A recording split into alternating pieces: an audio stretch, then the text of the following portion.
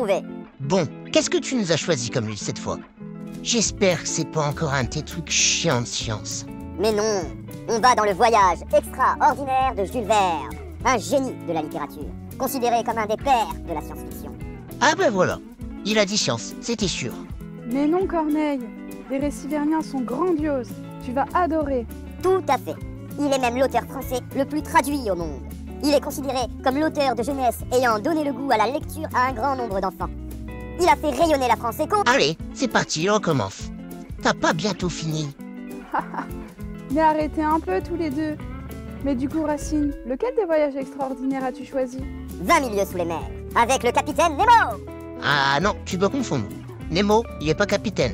C'est juste un stupide poisson. Tu parles de Nemo le poisson clown. Ça, c'est une autre histoire. Mais alors, comment commence celle-ci? Nous voilà au 19e siècle, plus précisément en 1866. Dans les journaux, on ne parle que de la bête monstrueuse. Les navires, ayant le malheur de croiser son chemin, ne s'en sont pas sortis indemnes. Ça, c'est un kraken, c'est sûr. C'est des sales bêtes, ces machins à ventouses. Justement, tout le monde ne parle que de ça. Les spéculations ne vont qu'en s'amplifiant, et on somme alors les savants d'apporter les réponses. Le professeur du musée d'histoire naturelle de Paris, Aronnax, est sollicité pour cette question. Étant lui-même dans un flou douteux sur ce qui aurait causé ces attaques sur ces navires énormes, il procède avec un raisonnement Un pragmatique, kraken. par élimination. Et sans trop y croire, il conclut. Un kraken. Mais non, un narval géant. La licorne des mers, elles sont sublimes. Mais je ne savais pas qu'elles pouvaient être géantes. J'aurais plutôt cru à une baleine vengeuse, ou même un cachalot. Ils peuvent être terrifiants, les cachalots. Les impacts laissés sur les coques des bateaux mettent en évidence qu'une corne a causé les dégâts. D'où la supposition du professeur Aronnax. Les assureurs menacent d'augmenter les tarifs.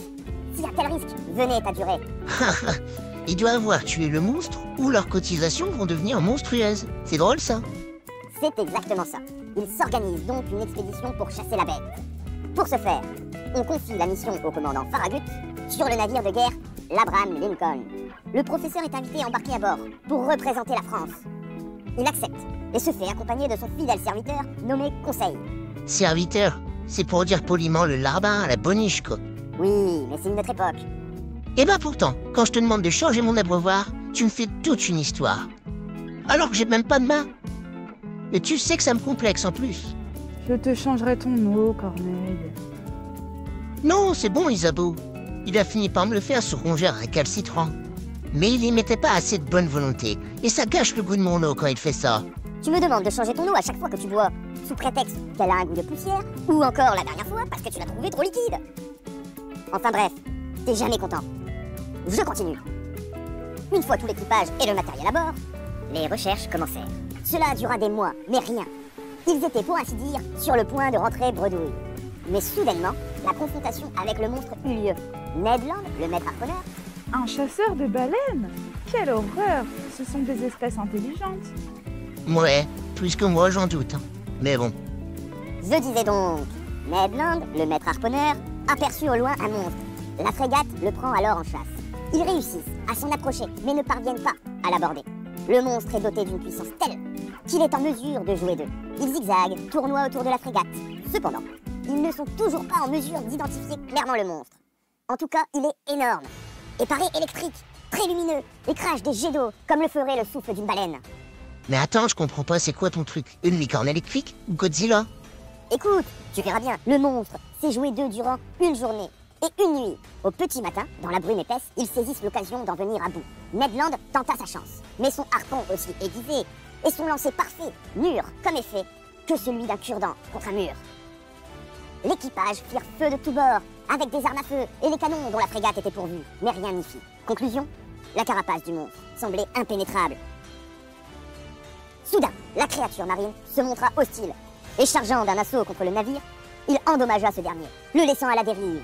Le choc faisant tomber le professeur à l'eau, son fidèle serviteur Conseil sauta immédiatement pour le rejoindre. En dérive, à leur tour, au milieu de l'océan, après des heures de nage éreintantes, ils réussirent à accoster sur ce qui ressemblait au monstre. Ned Land ayant déjà abordé la bête et trouvé refuge sur son dos. Mais c'est pas possible, il fait couler leur bateau et il les laisse monter sur son dos. Il est bipolaire ton monstre du Loch Ness. Il n'a fait que se défendre face à leur attaque. Et puis, il ne les a que légèrement endommagés. Une fois hissé sur le dos de la bête, le professeur put se rendre compte qu'il ne s'agissait pas d'un animal, mais bel et bien d'une machine. Un véritable cuirassé, ayant la capacité de plonger dans les profondeurs. Ah, alors, c'est bel et bien un sous-marin. Ah, je comprends mieux. Mais qui pilote ça alors? C'est le capitaine Poisson? Le capitaine Nemo les fit rembarquer à bord du sous-marin et les emprisonna. Dans une pièce, une longue attente commença. Suivie d'interrogatoires pour les moins particuliers, car les prisonniers, à tour de rôle, et en toute honnêteté, racontèrent leur histoire. Le monstre marin, l'inquiétude mondiale à ce sujet, et le naufrage qui le suivit. Mais du côté des geôliers, aucune réponse ne suffit. Ils restèrent dans un silence des plus profonds. Mais ils furent bien traités. Ah, des prisonniers bien traités. Ça reste tout de même des prisonniers. C'est le point de vue de Ned Land, le harponneur. Il en vient même à se battre avec un de ses geôliers. Mais soudainement, une voix forte, et pour la première fois dans un langage qu'ils comprirent, leur ordonna de cesser. C'était le capitaine Nemo. Il se dirigea vers le professeur et exposa clairement la situation. Ils étaient prisonniers et n'auront d'autre choix que de l'accepter. Car jamais ils ne quitteraient le Nautilus. Pour la raison que seul son équipage a le droit de jouir de ce sous-marin et qu'il doit rester secret. En ce qui concerne les habitants de la Terre, il ne répond à aucune de leurs lois. Lui est le roi des océans et ne veut rien avoir à faire avec la Terre ou ses habitants. Et encore moins les laisser profiter de cette technologie innovante et merveilleuse qui sont à bord du Nautilus. C'est une sorte de prison dorée qu'il leur offre, certes. Ça doit être intéressant pour y passer des vacances. Mais toute une vie sous les eaux, on doit vite se sentir coupé du monde. Il a raison, c'est génial. Il l'a dit, c'est le roi des océans. Aucune loi, aucun gouvernement pour l'atteindre. Avec son sous-marin, il est tellement en avance sur son temps qu'ils l'ont pris pour un poisson. Et il le chasse avec des harpons. Les guignols. C'est vraiment la preuve que les humains sont stupides. Le capitaine Nemo est pourtant lui aussi un humain. Oui, à part lui. Et toi, Isabeau. Mais je l'aime bien, finalement, le capitaine. C'est un brave type. Son comportement est quand même particulier, même s'il paraît très intelligent. Continue, Racine, qu'on voit la suite. Le capitaine Nemo s'étant pris d'affection intellectuelle pour le professeur, ayant lu certains de ses ouvrages, il prenait du plaisir à faire découvrir les merveilles du Nautilus. Ses secrets les plus innovants, son fonctionnement, son développement, sur une île déserte, où lui et son équipage ont fabriqué le Nautilus. Et après avoir détruit toute trace de leur passage sur cette île, ils avaient mis à l'eau le Nautilus. Et depuis ce jour, plus jamais le capitaine n'a remis pied à terre. Et d'après sa détermination, le professeur a pu constater que cela ne ferait jamais partie des envies du capitaine. Et comment lui reprocher? Car lui seul est en mesure de posséder si vaste territoire, qui ne partage avec aucun autre. Des profondeurs des mers, il a élu domicile, et tire tout ce dont il a besoin. Nourriture, énergie, matières premières, tous les consommables dont il a besoin, sans négliger leur confort. Là, je demande à voir, quand même. On n'imagine pas tout ce qu'il y a dans l'océan. Si nous avions grandi dans les profondeurs, nous ne réussirions sûrement pas non plus à imaginer tous les trésors de la surface. Et c'est peu dire. Le professeur en était d'ailleurs émerveillé, pouvant à souhait observer les fonds marins, chose impensable à leur époque. Répertoriant avec l'aide de son fidèle ami toutes les espèces qu'ils croisent, ils effectuèrent une véritable expédition scientifique à bord du Nautilus. Tu aurais aimé être à leur place, hein, vieux rendez-vous. Hors de question, c'est bien trop dangereux. Mais c'est vrai que ça fait rêver. Vivre une vie d'explorateur comme celle-là. Ah ça oui, je suis d'accord. Mais bon, il ne faut pas oublier qu'ils sont prisonniers. Et le capitaine Nemo, aussi aventurier soit-il, les a condamnés à perpétuité. Encore une fois, tu devances Ned Land, le harponneur. C'est exactement son point de vue. Sauf pour les pauvres baleines. Là, on n'est pas d'accord. Tu changerais la vie si tu goûtais un délicieux steak de baleine. Ah ça, jamais! Le capitaine, qui certes les retenait prisonniers, mais leur accordait une totale liberté dans le sous-marin, les laissait voguer à leur gré. Mais le temps se faisait long, et ils restèrent dans l'ignorance des projets futurs du capitaine. Ils les invitèrent, tous trois, à une partie de chasse en forêt. Mais je croyais que le capitaine Nemo ne quittait jamais son Nautilus. Une forêt sous-marine. Elles vont pas craindre les feux de forêt, celles-ci. Médiocre, passons. Ils s'équipèrent donc de leurs scaphandres, débarquèrent du Nautilus et commencèrent une longue marche pour atteindre les zones de chasse. Une fois arrivés, le décor est majestueux. Un spectacle qui laissait sans voix. Le professeur Aronnax tombe nez à nez avec une araignée de mer géante. Nemo, armé de son fusil d'une technologie supérieure à tout autre, fait feu. L'équipage du Nautilus récolte les proies dont ils s'alimenteront. Ce qui ne fut pas le cas des requins qu'ils croiseront au détour du chemin. Ils s'en tiendront comme simples observateurs. Mais la peur que cela causa aux 3 fraîchement arrivés leur suffit. Et rentrant à bord du Nautilus, faisant cap vers de nouvelles directions, le professeur en profita, comme à ses nouvelles habitudes, d'observer la faune et la flore locale. Mais le spectacle sur lequel il tomba lui glaça le sang. Un navire coulé, seulement depuis quelques heures. Les dépouilles des marins qui attirent les charognards, un spectacle macabre auquel il assista. Mais bien sûr, j'ai seulement d'y penser. J'imagine les trésors perdus que personne ne peut accéder. C'est énorme, il y en a pour des milliards. On parle de morts humains, et toi tu penses à l'argent? Vraiment? Bah non.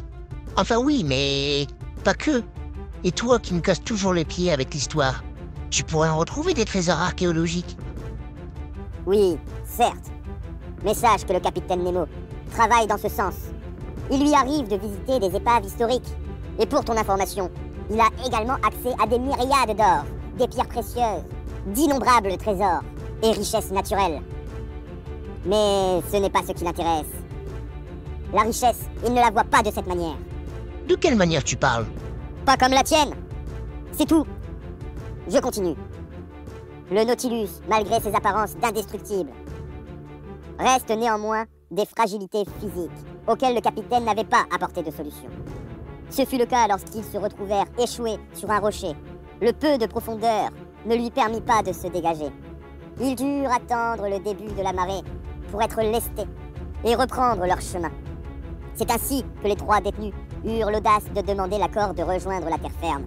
Pensant subir un refus catégorique, ils furent surpris de constater que le capitaine donna son accord, sans la moindre hésitation et sans la moindre crainte d'évasion non plus. Et ils sont où exactement? S'il est si confiant, c'est qu'il sait qu'ils ne pourront pas aller bien loin. Effectivement, ils se trouvent au nord de l'Australie, sur une île peuplée par des indigènes papous. Ils sont pas cannibales ces types-là? Pas du tout, c'est une caricature grossière sur ces populations. Mais bon, oui, en l'occurrence, eux le sont. Ah ben voilà, ils vont se faire bouffer. Durant 2 jours, ils chassèrent et récoltèrent des fruits sur ce territoire paradisiaque. Mais ils finissent par tomber nez à nez avec les autochtones. Immédiatement, ils prirent la fuite. On peut dire que le feeling est pas passé. On peut dire ça ainsi. Prenant la fuite sur leur embarcation pour rejoindre le Nautilus, ils sont pris en chasse par la population locale. Une fois arrivés au sous-marin, ils se pressent de se mettre à l'abri et préviennent le capitaine Nemo, qui n'est ni étonné, ni effrayé. Il les ignore. Le lendemain, les papous prennent d'assaut le sous-marin. Toujours bloqués. Mais quelle fut leur surprise quand ils se font électrocuter sur la surface du Nautilus. Ça c'est ingénieux. Je vais équiper mes affaires avec ça. Une fois la fuite prise, le Nautilus parvient à se dégager grâce à la montée des eaux. Le voyage peut enfin continuer. Ils ont un objectif ou ils voguent au gré du vent? C'est ce que se demande le professeur. Il va d'ailleurs assister à une scène qui va le laisser perplexe. Voyant le capitaine et son second inquiets d'un sujet qu'ils observent au loin, le professeur attrape la longue vue pour en comprendre la nature. Mais Nemo arrache le télescope et le sommant de retourner dans leur cabine, lui et ses compagnons. Durant le repas, ils se rendent compte qu'ils sont drogués. Plongés dans un sommeil profond, à leur réveil, le capitaine vient chercher le professeur et lui demande s'il possède des compétences en médecine. Le professeur, ayant de l'expérience dans le domaine, il est emmené à un membre de l'équipage. Le crâne brisé, mourant, le verdict ne se laisse pas attendre. Le professeur notifie qu'il ne passera pas la nuit. Toute intervention sera inutile. Le lendemain, une nouvelle sortie extravéhiculaire est organisée. Ils se dirigent dans un royaume de coraux, où ils y mettent en terre leurs défunts et célèbrent des funérailles. Il a un comportement vraiment mystérieux, le capitaine Nemo. On dirait qu'il cache quelque chose. Je ne dirais pas le contraire. Nemo, proposant aux 3 captifs de l'accompagner à une récolte de perles, commence alors le long chemin en direction du parc à huîtres. Puis, se dirigeant vers des grottes, au fond du parc, où se trouve une huître géante. Nemo leur fait observer la perle s'y trouvant à l'intérieur, de la taille d'une noix de coco. De la taille d'une noix de coco? Il est pas là pour enfiler des perles, hein. Oh, oh, ça doit valoir son pesant d'or, mais j'imagine pas les oreilles qu'il faudrait pour les porter. Mais pourquoi les porter en bijoux? C'est plutôt un joyau de la nature. C'est beau ce que tu dis, Zabo. J'en étais où déjà, moi? Prenant la direction de la mer Rouge, Ils en ont fait du chemin. Ils vont finir par faire le tour du monde. c'est l'idée. Le capitaine, cherchant à montrer au professeur l'étendue des choses qu'il ignore, ou méconnaît, malgré l'étendue de ses connaissances. En ce qui concerne la distance de leur voyage est déjà connue. Elle est même dans le titre. 20 000 lieues parcourues sous les mers. Ah, d'accord. Je pensais que c'était la profondeur.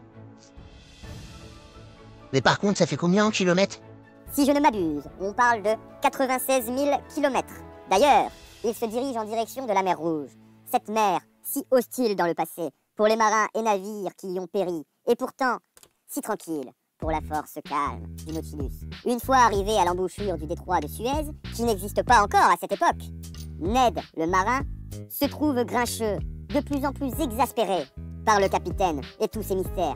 Il fut néanmoins surpris quand, se croyant bloqué par le détroit, le capitaine prit un raccourci que seul lui connaissait. Un tunnel sous-marin, reliant à la Méditerranée. Mais avant, pour y chasser un dugong, un cousin proche du Lamentin. Ça doit pas être mauvais. C'est un petit peu la vache des mers. Ça n'en reste pas moins une espèce rare et surtout protégée. À l'approche des îles grecques, le Nautilus traverse des eaux bouillonnantes, provoquées par un volcan sous-marin. La chaleur devenant presque insoutenable, ils doivent abréger ce spectacle et continuer leur route. Quittant rapidement la Méditerranée pour y rejoindre l'Atlantique, ils font une halte nocturne. Le capitaine Nemo propose une expédition où seul le professeur est invité. Et ce qui va lui faire découvrir dépasse encore une fois toutes ses ententes, tout en lui laissant un goût d'inachevé. Car il ne peut laisser le professeur profiter du spectacle indéfiniment. Et ce spectacle n'est autre que le paysage merveilleux de la cité perdue, la cité d'Atlantide. Waouh! Ça doit être impressionnant. Oui, mais il n'eut pas le temps d'en profiter très longtemps. Le voyage devait continuer. Direction un volcan, pour y extraire des consommables, pour leur production d'électricité. Les 3 détenus en profitèrent pour y chasser quelques oiseaux, viande terrestre, qui manquaient terriblement à Ned Land, le viandard le plus fidèle. Un vrai copain à toi, Isabeau, ça. Après cette pause ravitaillement, ils continuèrent leur périple à travers l'Atlantique. Étant à 13 000 lieues de parcouru depuis le début, le capitaine Nemo faisait découvrir au professeur les grandes profondeurs de l'océan. Ça n'a pas l'air très hospitalier. Hein. Je vais regarder les avis sur Google, mais je vois pas beaucoup de monde. Il n'y a que très peu d'espèces animales qui peuvent vivre à ces profondeurs. La pression est trop forte et la lumière est quasiment inexistante, mis à part celle produite par les animaux eux-mêmes. Bah en tout cas, ça me motive pas à y aller en vacances. Hein. Une fois à des profondeurs moins écrasantes, ils croisent sur leur chemin des baleines. Ned Land, le harponneur, en est tout émoustillé. Il demande la permission à Nemo d'en chasser, mais le capitaine refuse, Tant mieux. mettant en avant qu'il ne chasse que ce qu'il a besoin et que la baleine constituerait trop de gâchis. Cependant, le capitaine fut pris de court par des tueuses de baleines, le plus ignoble des cétacés que la mer ait porté. D'après le capitaine Nemo, il se mit immédiatement en aide des baleines. Le combat fut terrible, le Nautilus faisant un massacre sur les cachalots, laissant la vie sauve aux baleines, sauf une malheureuse, que l'équipage s'empressa d'aller pour y récolter ce qu'il pouvait en tirer, y compris du bon lait de mammifères qu'elle avait en grande quantité. Je ne comprends pas pourquoi il se croit juge de ce qui est bien et mal. Même si ça me tuerait le cœur d'assister à ce terrible massacre des baleines, il brise un cercle vertueux que seule la nature équilibre. Encore une fois, tu es d'accord avec Ned Land, qui trouve que Nemo est un boucher. Ah non, je ne suis pas non plus d'accord avec quelqu'un qui chasse la baleine pour son propre plaisir. Au moins, Nemo, il essaye de faire le bien, selon sa morale. La morale des humains? Laisse-moi rire. S'étant dirigés vers le pôle sud, ils arrivèrent dans ces paysages magnifiques de glace, où ils se retrouvèrent à devoir naviguer sous les icebergs. Mais le danger est véritable.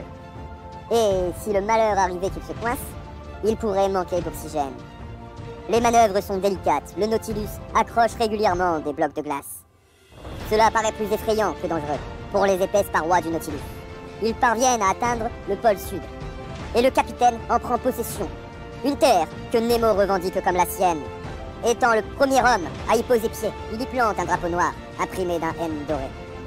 Je sais que tu vas encore me dire, c'est une autre époque, mais quand même, il s'attribue la mer, sous prétexte qu'il est le seul être humain à y avoir accès. Et maintenant, le pôle sud? Bah il a raison, regarde, les pays se disputent toujours les terres. Lui, au moins, il choisit des endroits où il y a personne, il est tranquille. Oui, vu comme ça, mais bon, je trouve que c'est quand même trop de pouvoir pour une seule personne, surtout quand elle peut être aussi complexe que celle du capitaine. C'est un débat que vous devrez continuer plus tard. Les aventures continuent. Enfin, continuent. Ils se retrouvent coincés dans les glaces, à cause d'un iceberg. Leur seule possibilité est de creuser pour se dégager. S'ils ne veulent pas mourir sous les glaces, le temps leur est compté. À bout de leur réserve d'oxygène et après avoir pioché des heures durant pour se libérer, le capitaine tente une manœuvre risquée. Passer en force les derniers mètres de glace qui restent à franchir, avant qu'il ne soit trop tard.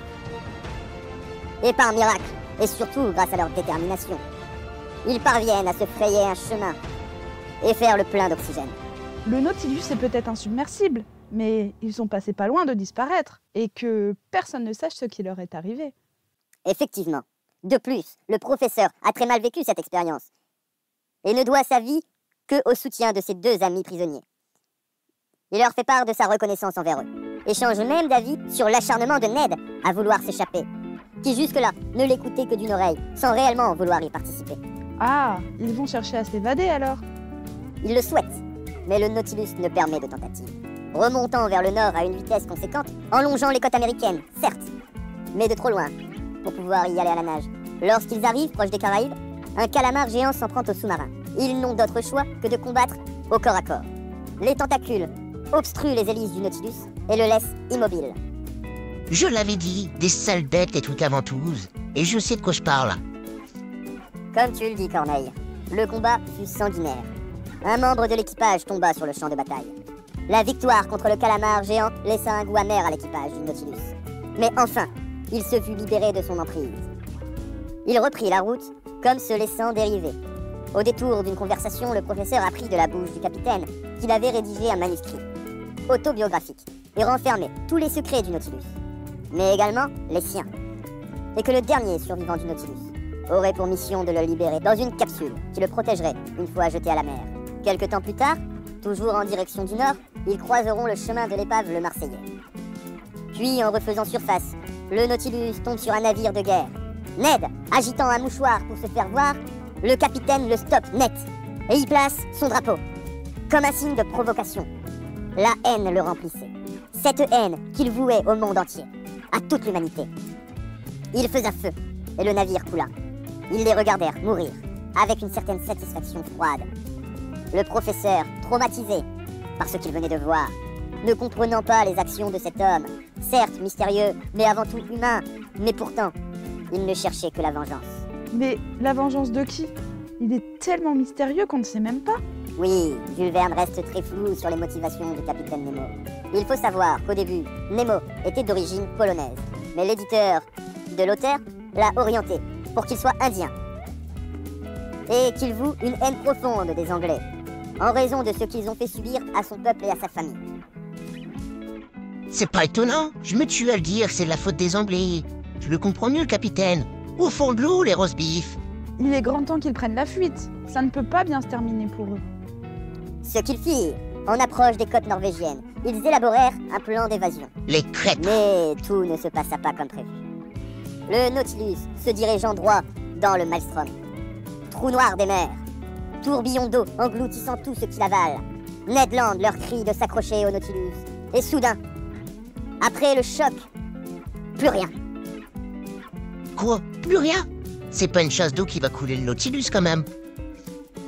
Concernant le Nautilus, personne ne peut dire si dans un acte de désespoir, le capitaine prit volontairement la décision de foncer sur le Maelstrom, ou si ce fut involontaire. Ce qui est sûr, en revanche, c'est que personne ne sut que devenu le capitaine Nemo et son Nautilus. Enfin, dans ce livre. Dans quel autre livre il y a la suite? Et le professeur, son serviteur et le harponneur?